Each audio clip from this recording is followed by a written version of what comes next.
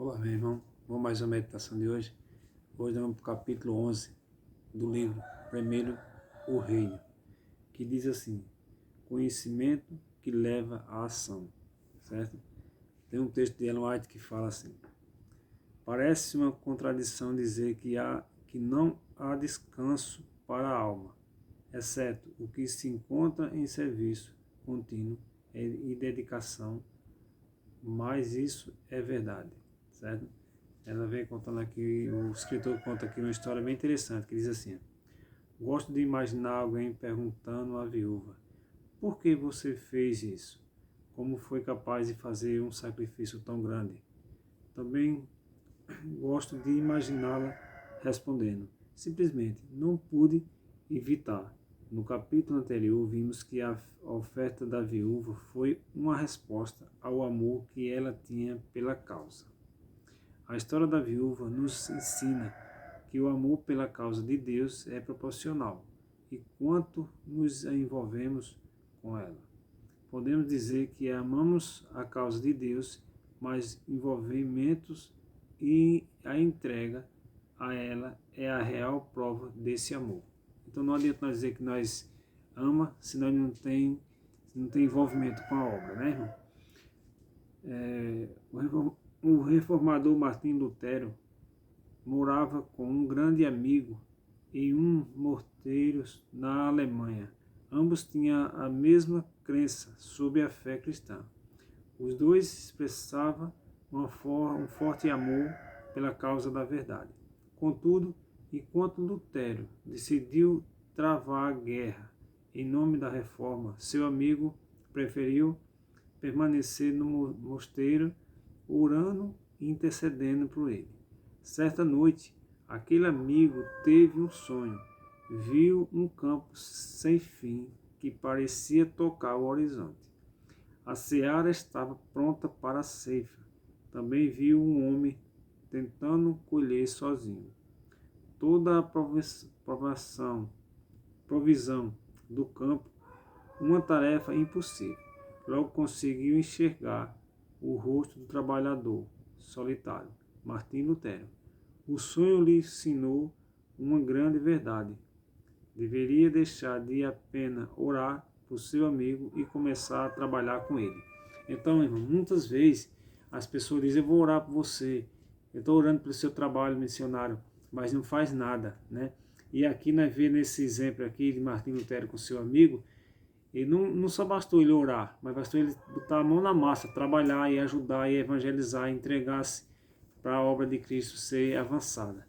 Então nós vemos alguns detalhes bem interessantes aqui nessa explicação do escritor, quando Martim Lutero ele bota a mão na massa e vai e faz a reforma, né? Simplicidade da viúva nos ensina que mais importante do que fazer algo grande é fazer algo. Tem que fazer algo. Pode ser grande, pode ser pequeno. O que importa é que você esteja fazendo alguma coisa para o reino de Deus. Por isso, por isso que um bom cristão, né, de como está a nossa vida cristã. Percebemos como está a nossa entrega e nosso sacrifício para a causa de Deus. Ellen White expressou isso com a seguinte palavra: esta é a linguagem do seu coração. Sou completamente teu, meu Salvador. Pagaste o resgate por minha vida e tudo o que sou ou ainda espero ser é teu. Ajudai-me a adquirir recursos, não para gastá-lo de forma imprudente, nem para satisfazer a vaidade, mas para usá-los para a glória do teu nome. Amém? Deveremos orar assim todos os dias. Essa oração nos ajuda a compreender 3 pontos importantes. Primeiro, sou teu, não meu. Pertenço a ti e não a mim. O que tenho e terei é teu e não meu. O que sou, serei teu. Certo? Segundo ponto, eis meu Salvador, e pagaste o resgate por minha vida. Essa é a principal motivação do servir. Não sirvo pelos aplausos, pelo apoio recebido, mas como resposta à salvação que Deus me entregou, né, me deu para mim.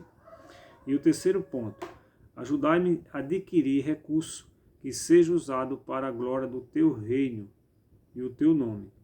Aqui está o aspecto prático. Podemos passar a vida toda teorizando nos pontos primeiro e o segundo, mas esse terceiro aspecto é a ação e o resultado da verdadeira compreensão dos dois primeiros pontos. Na verdade, se não há ação concreta, é porque realmente não entendemos o significado ser totalmente de Deus e ter sido salvo da condenação. Então, se nós não entender esses dois pontos, de nada adianta, meu irmão. E diz aqui, então se eu perguntar, quando você ama a causa de Deus, como você responderia? A melhor maneira de responder não é com palavras, mas com uma vida completamente dedicada e envolvida com a obra de Deus. Precisamos entender que esse é um teste evidente do nosso discipulado cristão. Não adianta só falar, querer pregar, fazer evangelismo se você dá um mau exemplo. De nada vale. Tem uma frase que diz que talvez você seja a última Bíblia que uma pessoa possa ler. Então, o seu testemunho vai fazer as pessoas se converter a Jesus Cristo através do seu testemunho. Não é através das suas palavras, certo? Ellen White, ela fala, se possível, pregue. Se possível, você vai pregar. Mas se necessário, você fale. Se necessário, você fale. Você pregue com o seu testemunho, certo, irmão? Isso é um exemplo bem interessante. Diz assim, não há pessoas verdadeiramente convertidas que vivam vida inútil e ansiosa. Em outras palavras, a verdadeira conversão é vista no envolvimento e no comprometimento com a missão de Deus. Certo? Isso é um ponto bem interessante.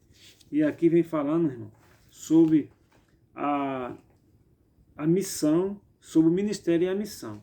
Veja só, um de nossos grandes problemas como cristão é achar que se envolver 4 horas por semana no culto é tudo o que Deus espera de nós. Não é assim.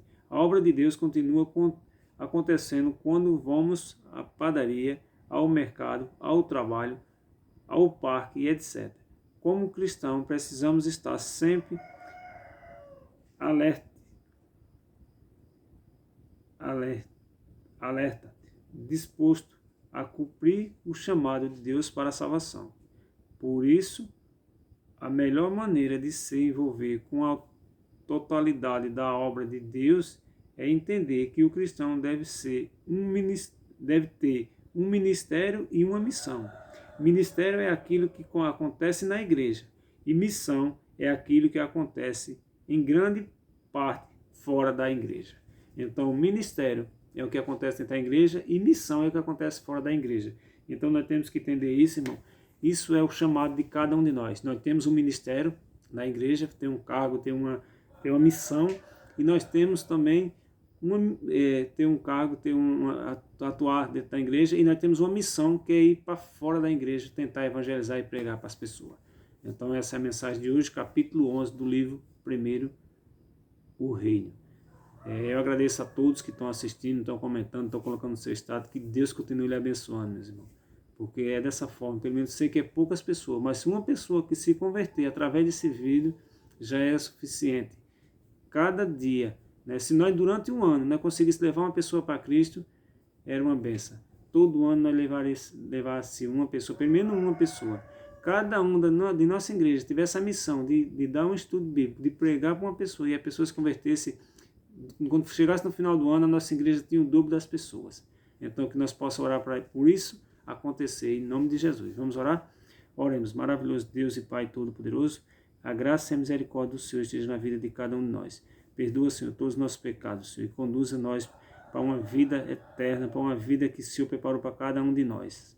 Sabemos, meu Deus, que esse mundo que nós estamos não é um mundo que nós queremos viver.